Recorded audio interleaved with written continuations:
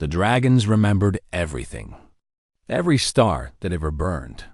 Every world that had ever formed. Every species that had crawled from the oceans and reached for the sky. They remembered it all because they had been there since the beginning, and they would be there at the end. Varakthos was the oldest.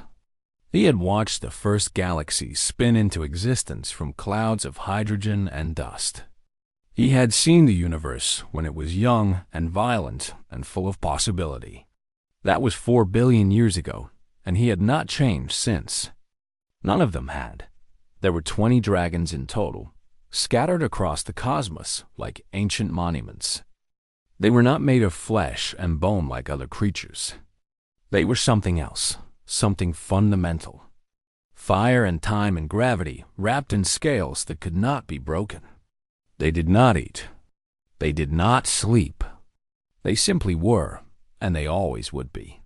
Other species called them gods. The dragons found this amusing. Gods were supposed to care about their worshippers, but the dragons had stopped caring about anything millions of years ago. When you could not die, when nothing could hurt you, when you had seen everything the universe had to offer a dozen times over, what was left to care about? Varakthos spent most of his time drifting through deep space, watching stars collapse into black holes. It was mildly interesting. Everything was only mildly interesting now. He had felt real excitement once, he was sure, back when the universe was new and he was discovering it for the first time. But those memories were so old, they felt like stories about someone else. The other dragons were the same. Drazzoth burned worlds when he got bored, just to see the flames. Kirithis swallowed stars because she had nothing better to do. They were not cruel, exactly. They were just empty. Hollow things pretending to be alive. Then the humans appeared. Varakthos almost missed them entirely.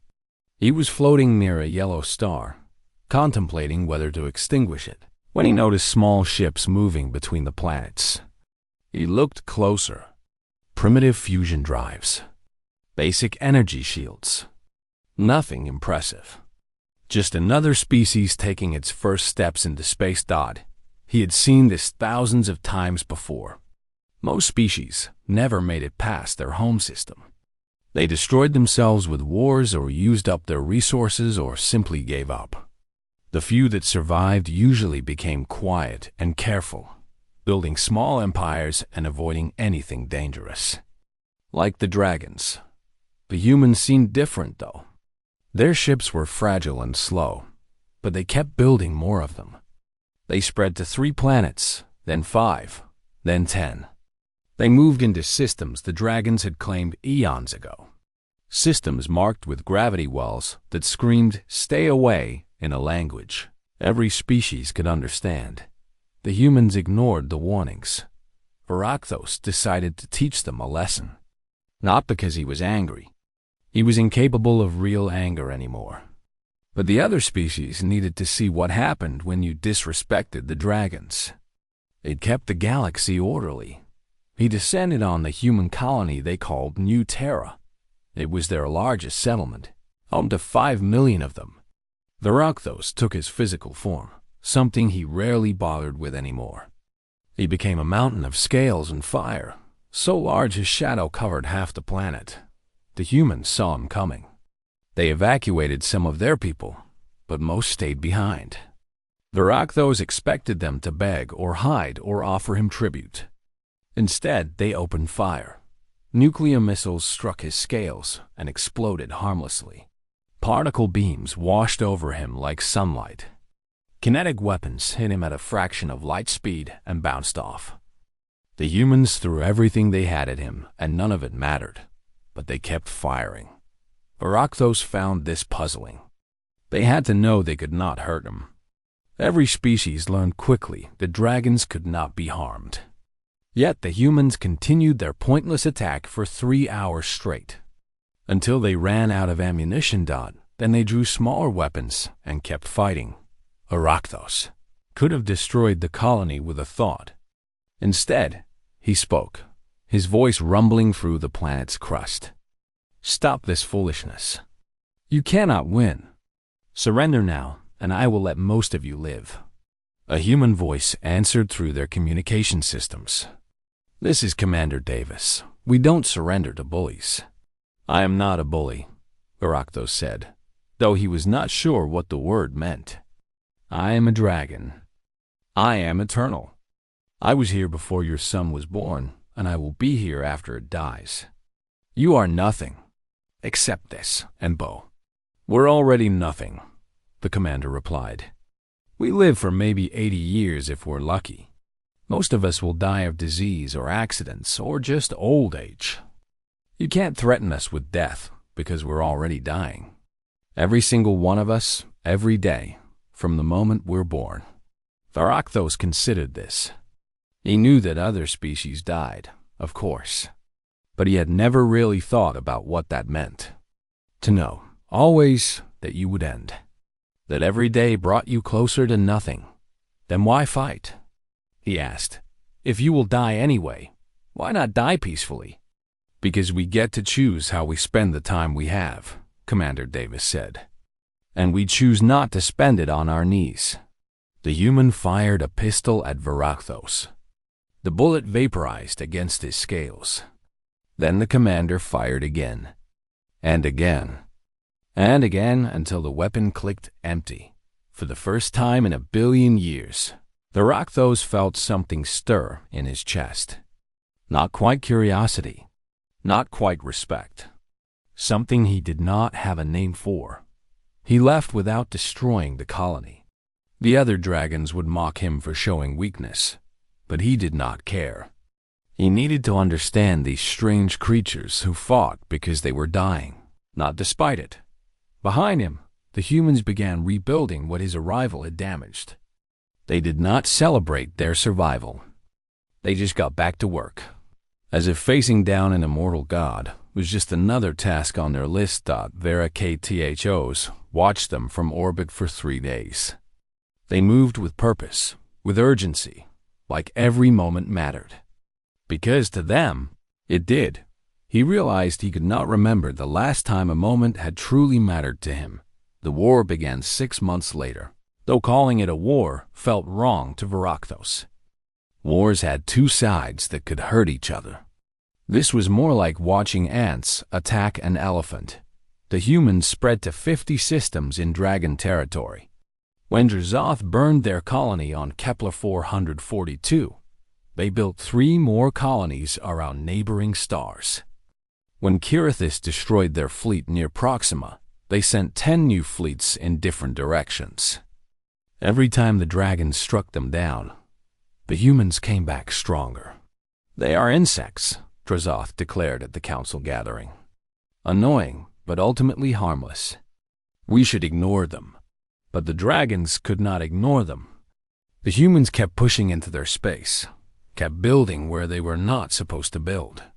And more than that, they were doing something the dragons had not seen in millions of years. They were fighting back, not effectively, of course. Human weapons could not kill dragons, but the humans learned to trap them.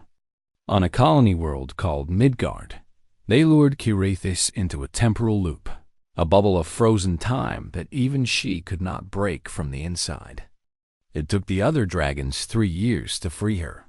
3 years was nothing to a dragon, but it was everything to the humans. In those 3 years, they fortified 50 systems and developed new weapons.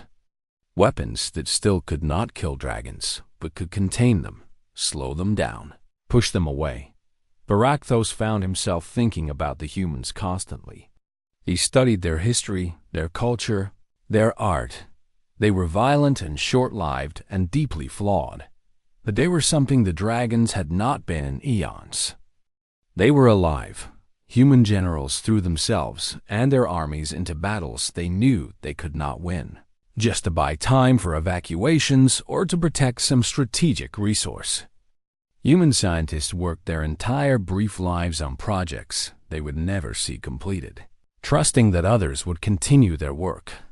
Human parents had children knowing those children would suffer and die, but believing that life was worth living anyway. It made no sense to Varakthos.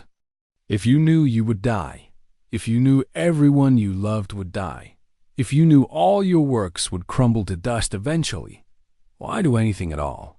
Why not just accept the void?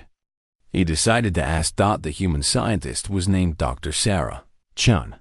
She had developed a temporal loop technology that had trapped Kirithis. The Rakthos appeared to her on a remote research station, taking a smaller form so he would fit inside the building. Chun did not run. She looked up from her work and said, "I wondered when one of you would come to talk instead of destroy." "I want to understand," Rakthos said. "Why do you fight when you cannot win? Why do you build when everything you create will eventually be lost? Why do you live when you know you will die?" Chun smiled. It was a strange expression, full of sadness and joy at the same time. Because we know we'll die. That's exactly why we fight and build and live. If we had forever, nothing would matter. We could always do it tomorrow, or next century, or next millennium. But we don't have forever. We have decades if we're lucky. So every choice matters. Every day matters. Every person we love matters because we won't have them forever. That sounds like torture, Rakthos said. Sometimes it is, Chun admitted. The pain of loss is real, but it's the price we pay for meaning. Tell me something, Dragon. When was the last time you felt joy? Real joy, not just mild amusement? Rakthos searched his memory. 3 billion years of existence, and he could not remember the last time he had felt genuine happiness. That's what I thought, Chun said softly. You've been alive for so long that nothing can touch you anymore. Nothing matters because you'll outlive it all anyway. You're not living, Dragon. You're just existing. And there's a difference. She turned back to her equations.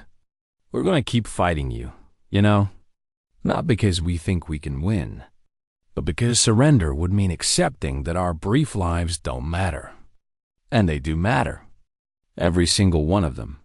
The Rakthos left the station without harming her or her research. He flew to the edge of the galaxy and floated in the void for 10 years, thinking. The other dragons noticed his change. At the next council, Drazoth confronted him. You have gone soft on the humans, Drazoth accused. You let them spread unchecked. You talked to them instead of destroying them. What would destroying them accomplish? The Rakthos asked. We have destroyed 1 million species before them. Did it change anything? Did it make our existence more meaningful? We do not need meaning, Kirithis said, but her voice lacked conviction. We simply are. No, Rakthos said quietly. We simply were. We were alive once when the universe was new and we were discovering it. But we have not truly lived in eons. We are monuments to ourselves. Ancient and impressive and completely hollow. The dragons fell silent. None of them could argue because they all felt it. The terrible emptiness of eternal existence.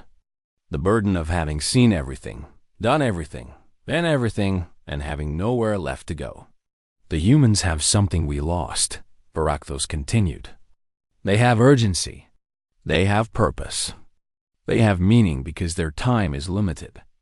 And I wonder if they also have the solution to our problem. What problem? Drazoth demanded. We are mortal. We are all-powerful. We have no problems. The Rakthos looked at each of them, these ancient beings who had existed since the dawn of time. Our problem is that we cannot die. And that means we cannot truly live. He told them about Chun, about their conversation, about the possibility that had been growing in his mind for 10 years. She could give us what we have never had, he said. An ending, a limit, a reason for our existence to matter. The dragons reacted with horror and fascination in equal measure. The idea was insane. It was revolutionary. It was terrifying, It was also the most interesting thing any of them had contemplated in 1 billion years. You want us to become like them? Kirithus asked. Mortal? Weak? I want us to become alive again, Barakthos said. To care about something. To feel something. To matter. He left the council and returned to Chun's station. She was older now, which startled him. 10 years had passed since their last meeting. She had aged, changed, while he remained exactly the same as he had been for billions of years. I need your help, he told her. I want what you have. I want mortality. Chun stared at him for a long moment. Then she said, That's going to take some time. Dragon biology is complicated. How long? He asked. Probably 200 years. 200 years. Multiple human lifetimes. She would be dead long before the work was finished. Then you would be doing this for others, Barakthos said, knowing you would never see the result. Chun smiled that strange, sad, happy smile again. Welcome to being human, dragon. We do things for the future all the time. And so the work began. Dr. Sarah Chun died 147 years into the project. She was 193 years old, kept alive by the best medical technology humanity could provide. On her deathbed, she asked to see Barakthos one last time. He came immediately, taking his smallest form to fit beside her hospital bed. We're close, she whispered. Her voice was weak, but her eyes were bright. Another 50 years, maybe 60. My team will finish it. You will not see it completed, Barakthos said. He had watched dozens of human researchers age and die over the years of the project. Each time, he felt something twist inside him. Something that might have been grief, if he still remembered how to grieve. No, Chun agreed. But that's okay. I was never doing this for me. I was doing it for you. For all of you. You've been dead for so long you forgot what it was like to be alive. Someone had to help you remember. Why? Barakthos asked. We threatened your species. We killed your people. Why help us? Chun smiled. Because you needed help. And because I think the universe will be better with living dragons than dead ones. Even if you're only alive for a few thousand years instead of forever. She closed her eyes. Besides, you'll take care of them, won't you?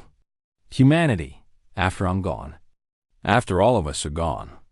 You'll have a few thousand years to watch over them. That seems fair. She died before he could answer. Barakthos stayed beside her body for 3 days, not moving, barely thinking. This was what mortality meant. People disappeared. They left holes in the universe that could never be filled. It was terrible. But it was also real in a way nothing had been real to him in billions of years. 63 years later, Chun's team completed the serum. The lead scientist was Chun's great-great-grandson, a man named Marcus Chun, who had his ancestors' smile and determination. It will give you roughly 2,000 years, Marcus explained. We couldn't make it any longer without risking stability. The serum rewrites your fundamental structure, makes you able to age, to change, to end. He held out a small container filled with silver liquid. Once you take this, there's no going back. You'll be mortal. Time will start moving for you. And eventually, you'll die. Barakthos took the container. After 3 billion years of existence, his entire future now fit in the palm of his hand. Will it hurt? He asked. I don't know, Marcus admitted. You're the first. But probably, change usually does. Barakthos consumed the serum. For a moment, nothing happened. Then pain exploded through every part of his being. Not physical pain. Something deeper. Something fundamental. His eternal nature was tearing itself apart and rebuilding into something new. The process took 6 months. When it was over, Barakthos stood on New Terra and looked at the stars with new eyes. The same stars he had seen for billions of years. But now they looked different, brighter, more precious thought because someday he would not be here to see them. He felt his heartbeat, something that had never existed before, steady, regular, counting down the moments of his remaining life. 2,000 years seemed like an eternity, but he knew now that it was not. It was a gift, finite and valuable because it would end. The other dragons came to see what he had become. They circled him warily, as if mortality might be contagious. "How do you feel?" Kirithis asked. "Alive," Barakthos said. "For the first time in 3 billion years, I feel alive." "You look the same," Drozoth observed. "I am not the same. Watch." Barakthos reached out and shaped a nearby asteroid into a sculpture. He had done this billions of times before, casual displays of power that meant nothing. But now his hands trembled slightly as he worked. Now he felt satisfaction when he finished. Pride in his creation, because someday he would not be able to create anymore. "This matters now," he said quietly. "Everything matters." The humans were right. Mortality does not diminish meaning. It creates it. One by one, the dragons made their choice. Kirithis was first, approaching Marcus Chen with something that might have been humility or fear or hope. Drozoth followed, then the others. Not all of them. 3 dragons chose to remain eternal, drifting into deep space to continue their endless existence. The others never saw them again, but 17 dragons chose to live. The change was immediate and dramatic. The mortal dragons threw themselves into projects they had ignored for millions of years. Barakthos began collecting knowledge, interviewing species across the galaxy, preserving their stories and histories. Because now he understood that stories mattered, that the small details of life, the things he had dismissed for eons, were actually the entire point. Kirithis, who had once swallowed stars for entertainment, became a builder. She shaped solar systems into works of art, creating habitable worlds in places where life had never existed before. When younger species asked why she bothered, she said, "Because I won't always be here to build. Someone should enjoy these places after I'm gone." The galaxy changed with them. The dragons had been feared for so long that other species could barely comprehend their transformation.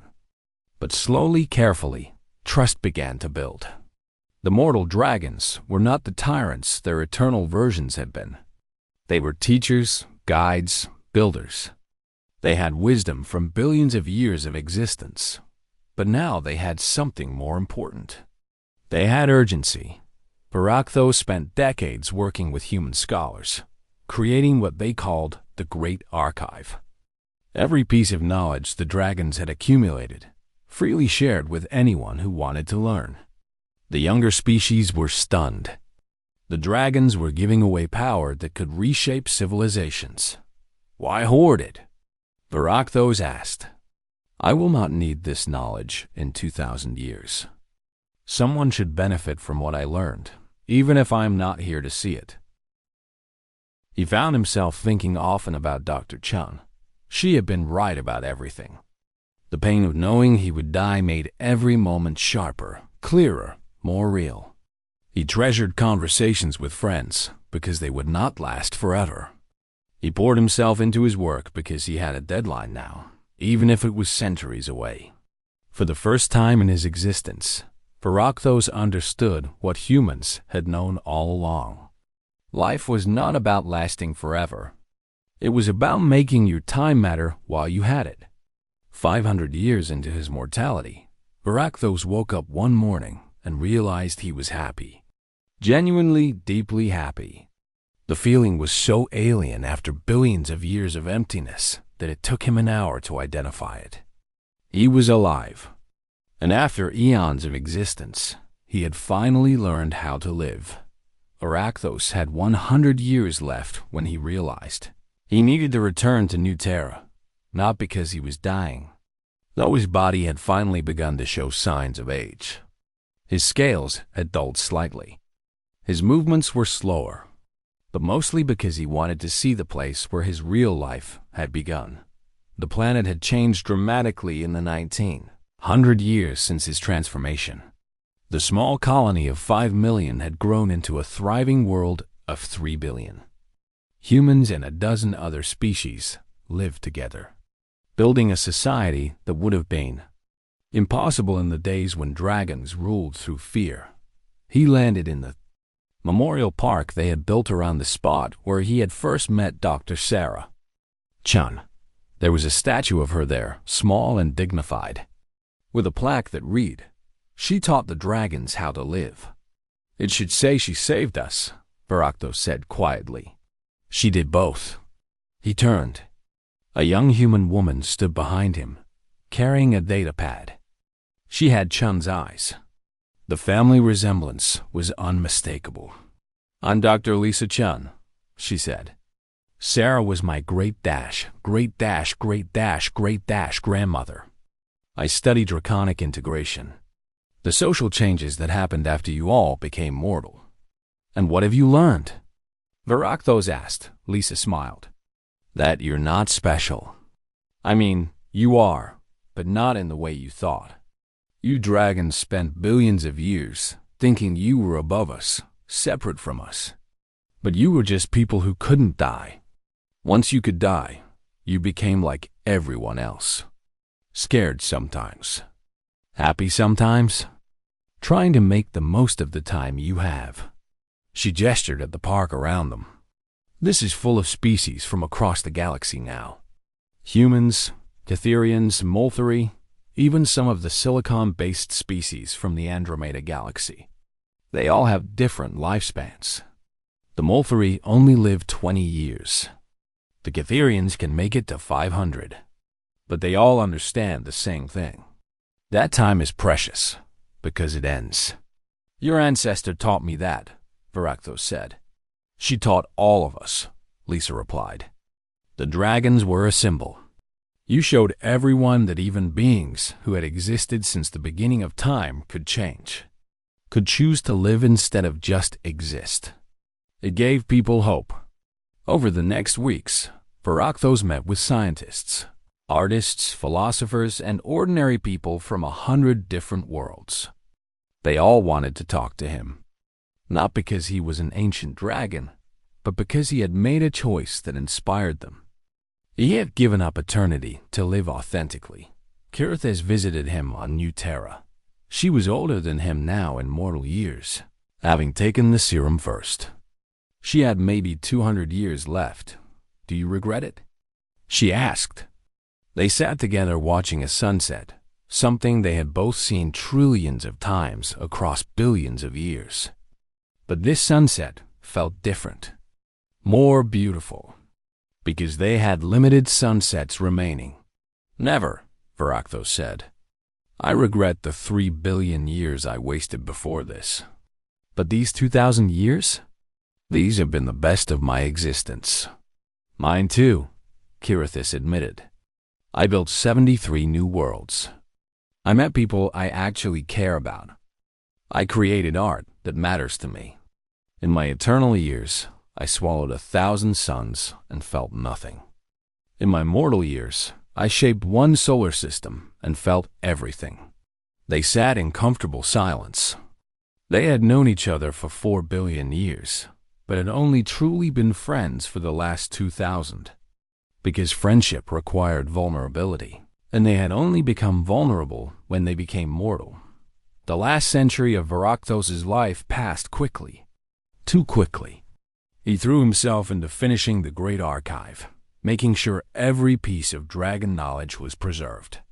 He wrote his own story, not the facts of his existence, but the truth of his experience.